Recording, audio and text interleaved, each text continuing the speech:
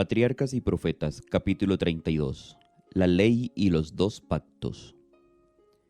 Cuando Adán y Eva fueron creados, recibieron el conocimiento de la ley de Dios. Conocieron los derechos que la ley tenía sobre ellos. Sus preceptos estaban escritos en sus corazones. Cuando el hombre cayó a causa de su transgresión, la ley no fue cambiada, sino que se estableció un sistema de redención para hacerle volver a la obediencia. Se le dio la promesa de un Salvador, y se establecieron sacrificios con el propósito de dirigir sus pensamientos hacia el futuro, hacia la muerte de Cristo como supremo sacrificio. Si nunca se hubiese violado la ley de Dios, no habría habido muerte, ni se habría necesitado un Salvador, ni tampoco sacrificios. Adán enseñó a sus descendientes la ley de Dios, y el conocimiento de la ley se transmitió de padres a hijos durante las siguientes generaciones. No obstante, las medidas bondadosamente tomadas para la redención del hombre, pocos la aceptaron y prestaron obediencia. Debido a la transgresión, el mundo se envileció tanto que se necesitó limpiarlo de su corrupción mediante el diluvio. La ley fue preservada por Noé y su familia. Y Noé enseñó sus 10 mandamientos a sus descendientes. Cuando los hombres se apartaron nuevamente de Dios, el Señor eligió a Abraham, de quien declaró: «Oyó Abraham mi voz, y guardó mi pacto, y guardó mi precepto, mis mandamientos, mis estatutos y mis leyes». Génesis capítulo 26, versículo 5. Instituyó el rito de la circuncisión como señal de que quienes lo recibieran eran dedicados al servicio de Dios y prometían permanecer separados de la idolatría y obedecer la ley de Dios. La falta de voluntad para cumplir esta promesa, que los descendientes de Abraham evidenciaron en su tendencia a formar alianza con los paganos y adoptar sus prácticas, fue la causa de su permanencia y esclavitud en Egipto. Pero en su relación con los idólatras y su forzada sumisión a los egipcios, los israelitas corrompieron aún más sus conocimientos de los preceptos divinos al mezclarlos con las crueles y viles enseñanzas del paganismo. Por lo tanto, cuando los sacó de Egipto, el Señor descendió sobre el Sinaí, envuelto en gloria y rodeado de sus ángeles, y con grandiosa majestad pronunció su ley a todo el pueblo. Aún entonces, Dios no confió sus preceptos a la memoria de un pueblo inclinado a olvidar sus requerimientos, sino que los escribió sobre tablas de piedra. Quiso alejar de Israel toda posibilidad de mezclar las tradiciones paganas con sus santos preceptos, o de confundir sus mandamientos con costumbres o reglamentos humanos. Pero hizo más que darles los preceptos del Decálogo. El pueblo se había mostrado tan susceptible a descarriarse que no quiso dejarles ninguna puerta abierta a la tentación. A Moisés se le dijo que escribiera como Dios se lo había mandado, derechos y leyes que contenían instrucciones minuciosas respecto a lo que el Señor requería. Estas instrucciones relativas a los deberes del pueblo hacia Dios, a los deberes de unos para con otros y hacia los extranjeros no eran otra cosa que los principios de los 10 mandamientos ampliados y dados de una manera específica, en forma tal que ninguno pudiera errar. Tenían por objeto resguardar la santidad de los 10 mandamientos grabados en las tablas de piedra. Si el hombre hubiera guardado la ley de Dios, tal como se le fue dada a Adán después de su caída, preservada por Noé y observada por Abraham, no habría sido necesario el rito de la circuncisión. Y si los descendientes de Abraham hubieran guardado el pacto del cual la circuncisión era una señal, jamás habrían sido inducidos a la idolatría, ni habría sido necesario que sufrieran una vida de esclavitud en Egipto. Habrían conservado el conocimiento de la ley de Dios y no habría sido necesario proclamarla desde el Sinaí o grabarla sobre tablas de piedra. Y si el pueblo hubiera practicado los principios de los 10 mandamientos, no habría habido necesidad de las instrucciones adicionales que se le dieron a Moisés. El sistema de sacrificio confiado a Adán fue también pervertido por sus descendientes. La superstición, la idolatría, la crueldad y el libertinaje corrompieron el sencillo y significativo servicio que Dios había establecido. A través de su larga relación con los idólatras, el pueblo de Israel había mezclado muchas costumbres paganas con su culto. Por consiguiente, en el Sinaí el Señor le dio instrucciones definidas tocante el servicio de los sacrificios. Una vez terminada la construcción del santuario, Dios se comunicó con Moisés desde la nube de gloria que descendía sobre el propiciatorio y le dio instrucciones completas acerca del sistema de sacrificios y ofrendas y la forma del culto que debían emplearse en el santuario. De esta manera se entregó a Moisés la ley ceremonial que fue escrita por él en un libro, pero la ley de los 10 mandamientos pronunciada desde el Sinaí habían sido escritas por Dios mismo en las tablas de piedra y se guardó sagradamente en el arca. Muchos confunden estos dos sistemas y se valen de los textos que hablan de la ley ceremonial para tratar de probar que la ley moral fue abolida. Pero esto es pervertir las Escrituras. La distinción entre los dos sistemas es clara. El sistema ceremonial se componía de símbolos que señalaban a Cristo, su sacrificio y su sacerdocio. Esta ley ritual, con sus sacrificios y ordenanzas, debían los hebreos seguirla hasta que el símbolo se cumpliera en la realidad de la muerte de Cristo, Cordero de Dios, que quita los pecados del mundo. Entonces debían cesar todas las ofrendas de sacrificio. Tal es la ley que Cristo quitó de en medio y clavó en la cruz. Colosenses capítulo 2, versículo 14. Pero cerca de la ley de los 10 mandamientos, el salmista declara: Para siempre, oh Jehová, permanece tu palabra en los cielos. Salmo 119, versículo 89. El Cristo mismo dice: No penséis que he venido a abolir la ley. De cierto os digo, recalca en todo lo posible su acerto, que antes que pasen el cielo y la tierra, ni una jota ni una tilde pasará de la ley, hasta que todo se haya cumplido. Mateo capítulo 5, versículo 17. En estas palabras Cristo enseña no solo cuáles habían sido las demandas de la ley de Dios y cuáles eran entonces, sino que además ellas perdurarán tanto como los cielos y la tierra. La ley de Dios es tan inmutable como su trono. Mantendrá su demanda sobre la humanidad a través de todos los siglos. Respecto a la ley pronunciada en el Sinaí, dice Nehemías: Por el monte Sinaí descendiste y hablaste con ellos desde el cielo, y le diste juicios rectos, leyes verdaderas y estatutos y mandamientos buenos. Nehemías capítulo 9, versículo 13. Y Pablo, el apóstol de los gentiles, declara: La ley a la verdad es santa, y el mandamiento santo, justo y bueno. Esta ley no puede ser otra que el Decálogo, pues es la ley que dice: no codiciarás. Romanos capítulo 7, versículo 12. Si bien la muerte del Salvador puso fin a la ley de los símbolos y sombras, no disminuyó en lo más íntimo la obligación del hombre hacia la ley moral. Todo lo contrario, el mismo hecho de que fuera necesario que Cristo muriera para expiar la transgresión de la ley, prueba que ésta es inmutable. Los que alegan que Cristo vino para abrogar la ley de Dios y eliminar el Antiguo Testamento, hablan de la era judaica como de un tiempo de tinieblas y representan la religión de los hebreos como una serie de meras formas y ceremonias. Pero este es un error.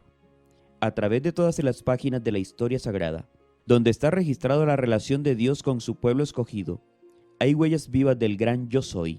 Nunca dio el Señor a los hijos de los hombres más amplias revelaciones de su poder y gloria que cuando fue reconocido como único soberano de Israel y entregó la ley a su pueblo.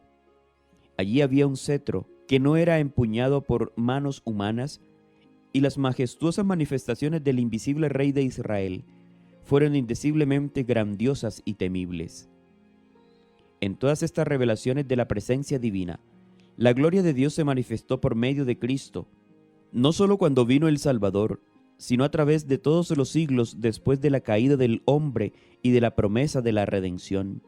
Dios estaba en Cristo reconciliando consigo al mundo, Según de Corintios capítulo 5, versículo 19.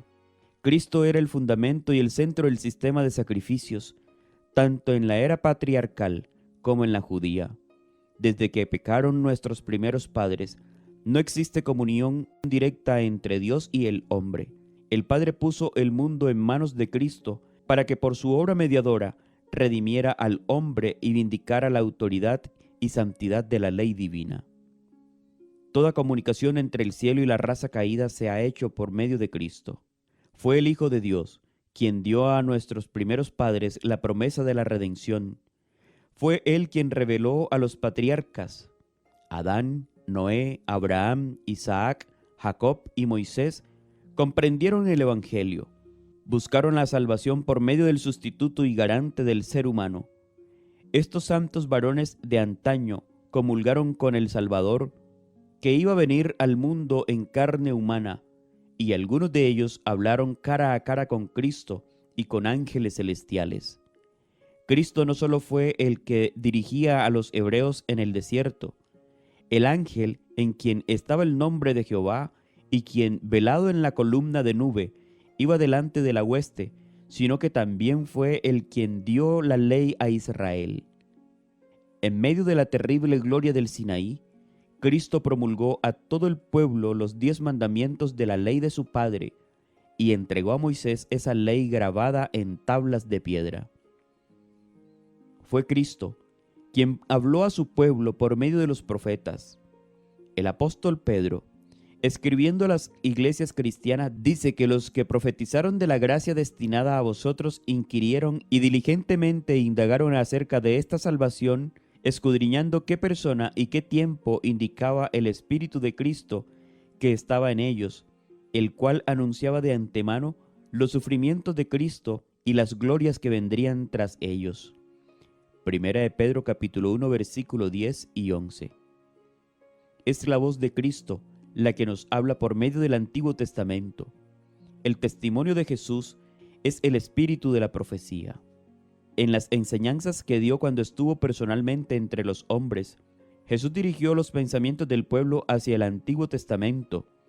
Dijo a los judíos: escudriñad las Escrituras, porque a vosotros os parece que en ellas tenéis la vida eterna, y ellas son las que dan testimonio de mí. Juan capítulo 5 versículo 38. En aquel entonces los libros del Antiguo Testamento eran la única parte de la Biblia que existía. Otra vez el Hijo de Dios declaró: a Moisés y a los profetas tienen que los oigan, y agregó: si no oyen a Moisés y a los profetas, tampoco se persuadirán, aunque alguno se levante de los muertos. Lucas capítulo 16 versículos 29 y 31. La ley ceremonial fue dada por Cristo, aunque después de ser abolida, Pablo la presentó a los judíos en su verdadero marco y valor, mostrando el lugar que ocupaba en el plan de la redención, así como su relación con la obra de Cristo. Y el gran apóstol declara que esta ley es gloriosa, digna de su divino originador. El solemne servicio del santuario representa las grandes verdades que iban a ser reveladas a través de las siguientes generaciones. La nube de incienso que ascendía con las oraciones de Israel representaba su justicia, que es lo único que puede hacer aceptable ante Dios la oración del pecador. La víctima sangrante en el altar del sacrificio daba testimonio del Redentor que había de venir, y el lugar santísimo irradiaba la señal visible de la presencia divina. Así, a través de los siglos y siglos de tinieblas y apostasía, la fe se mantuvo viva en los corazones humanos hasta que llegó el tiempo del advenimiento del Mesías prometido. Jesús era la luz de su pueblo, la luz del mundo, antes de venir a la tierra en forma humana. El primer rayo de luz que penetró la lobreguez en que el pecado había envuelto al mundo provino de Cristo, y de Él ha emanado todo rayo de resplandor celestial que ha caído sobre los habitantes de la tierra. En el plan de la redención, Cristo es el Alfa y la Omega, el primero y el último.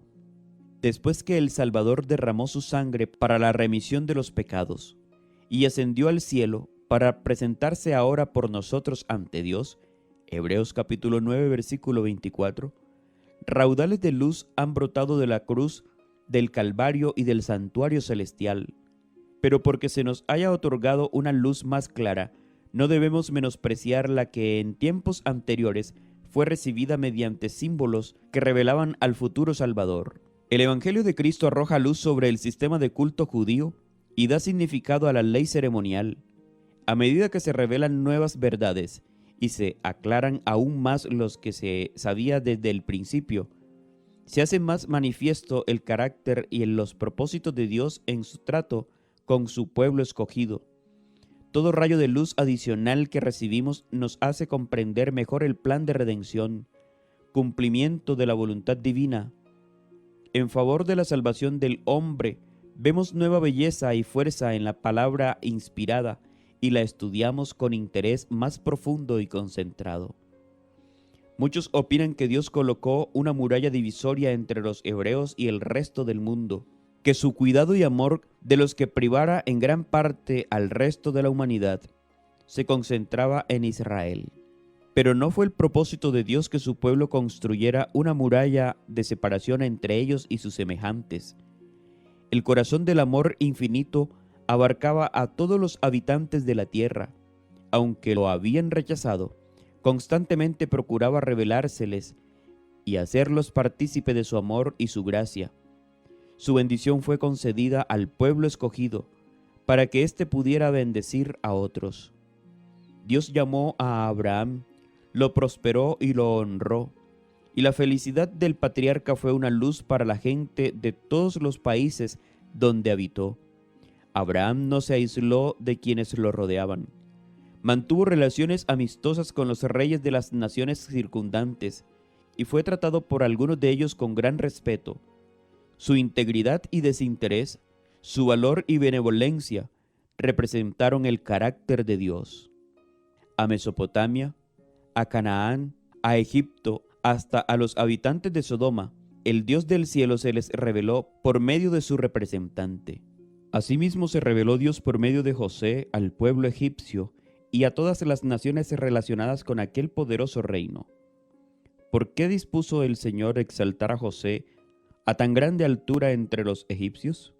Podía lograr sus propósitos en favor de los hijos de Jacob de cualquier otra manera, pero quiso hacer de José una luz, y lo puso en el palacio del rey para que la luz celestial alumbrara cerca y lejos. Mediante su sabiduría y su justicia, mediante la pureza y la benevolencia de su vida cotidiana, mediante su devoción a los intereses del pueblo y de un pueblo idólatra, José fue el representante de Cristo. En su benefactor, a quien todo Egipto se dirigía con gratitud y a quien todo elogiaban, aquel pueblo pagano debía contemplar el amor de su Creador y Redentor. También mediante Moisés, Dios colocó una luz junto al trono del mayor reino de la tierra, para que todos los que quisieran pudieran conocer al Dios verdadero y viviente. Y toda esta luz fue dada a los egipcios antes de que la mano de Dios se extendiera sobre ellos en las plagas. Mediante la liberación de Israel de Egipto, el conocimiento del poder de Dios se extendió por todas partes. El belicoso pueblo de la plaza fuerte de Jericó tembló. Dijo Rahab: al oír esto, ha desfallecido nuestro corazón, y no ha quedado hombre alguno con ánimo para resistiros, porque Jehová, vuestro Dios, es Dios arriba en los cielos y abajo en la tierra. Josué capítulo 2, versículo 11. Varios siglos después del Éxodo, los sacerdotes filisteos recordaron a su pueblo las plagas de Egipto y lo amonestaron a no resistir al Dios de Israel. Dios llamó a Israel, lo bendijo y lo exaltó, no para que mediante la obediencia a su ley recibiera él solo su favor y fuera beneficiario exclusivo de sus bendiciones, sino para revelarse por medio de él a todos los habitantes de la tierra. Para poder alcanzar ese propósito, Dios le ordenó que fuera diferente de las naciones idólatras que lo rodeaban. La idolatría y todos los pecados que lo acompañaban eran abominables para Dios, y ordenó a su pueblo que no se mezclara con las otras naciones, ni hiciera como ellos hacen. Éxodo capítulo 23, versículo 24, para que no se olvidaran de Dios. Les prohibió el matrimonio con los idólatras, para que sus corazones no se apartaran de él. Era tan necesario entonces como ahora que el pueblo de Dios fuera puro, sin mancha de este mundo. Santiago capítulo 1 versículo 27. Debían mantenerse libres del espíritu mundano, porque éste se opone a la verdad y la justicia, pero Dios no quería que su pueblo, creyendo tener la exclusividad de la justicia, se apartara del mundo al punto de no poder ejercer influencia alguna sobre él. Como su maestro, los seguidores de Cristo debían ser en todas las edades la luz del mundo. El Salvador dijo: una ciudad asentada sobre un monte no se puede esconder, ni se enciende una luz y se pone debajo de una vasija, sino sobre el candelero, para que alumbre a todos los que están en casa, es decir, el mundo. Y agrega: así alumbre vuestra luz delante de los hombres, para que vean vuestras buenas obras y glorifiquen a vuestro Padre que está en los cielos. Mateo capítulo 5 versículos 14 al 16. Esto es exactamente lo que hicieron Enoc, Noé, Abraham, José y Moisés. Y es precisamente lo que Dios quería que hiciera su pueblo Israel. Fue su propio corazón malo e incrédulo, dominado por Satanás, lo que los llevó a ocultar su luz en vez de irradiarla sobre los pueblos circunvecinos. Fue ese mismo espíritu fanático lo que los hizo seguir las prácticas inicuas de los paganos, o encerrarse en un orgulloso exclusivismo, como si el amor y el cuidado de Dios fueran únicamente para ellos. Así como la Biblia presenta dos leyes, una inmutable y eterna, la otra provisional y temporaria, así también hay dos pactos. El pacto de la gracia se estableció primeramente con los hombres en el Edén, cuando después de la caída se dio la promesa divina de que si la simiente de la mujer heriría a la serpiente en la cabeza, este pacto puso al alcance de todos los hombres el perdón y la ayuda de la gracia de Dios para obedecer en lo futuro mediante la fe en Cristo. También se le prometió la vida eterna si eran fieles a la ley de Dios. Así recibieron los patriarcas las esperanzas de la salvación. Este mismo pacto le fue renovado a Abraham en la promesa: en tu simiente serán benditas todas las naciones de la tierra. Génesis capítulo 22, versículo 18. Esta promesa dirigía los pensamientos hacia Cristo. Así la entendió Abraham. Gálatas capítulo 3, versículos 8 y 16. Y confió en Cristo para obtener el perdón de sus pecados. Fue esta fe la que se le contó como justicia. El pacto con Abraham también mantuvo la autoridad de la ley de Dios. El Señor se le apareció y le dijo: yo soy el Dios Todopoderoso. Anda delante de mí y sé perfecto. El testimonio de Dios respecto a su siervo fiel fue: oyó Abraham mi voz y guardó mis preceptos, mis mandamientos, mis estatutos y mis leyes. Y el Señor le declaró: estableceré un pacto contigo y con tu descendencia, después de ti, de generación en generación, un pacto perpetuo para ser tu Dios y el de tu descendencia después de ti. Génesis capítulo 17, versículo 1 al 7. Génesis capítulo 26, versículo 5. Aunque este pacto fue hecho con Adán y más tarde se le renovó a Abraham, no pudo ratificarse sino hasta la muerte de Cristo. Existió en virtud de la promesa de Dios desde que se indicó por primera vez la posibilidad de redención. Fue aceptado por fe. No obstante, cuando Cristo lo ratificó, fue llamado el pacto nuevo.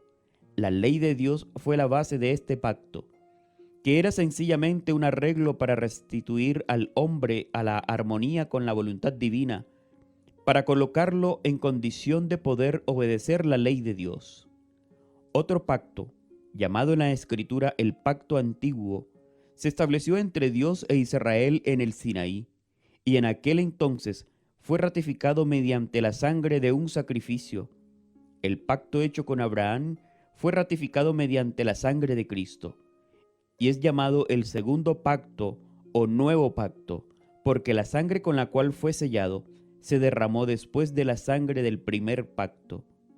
Es evidente que el nuevo pacto estaba en vigencia en los días de Abraham, después que esto fue confirmado tanto por la promesa como por el juramento de Dios.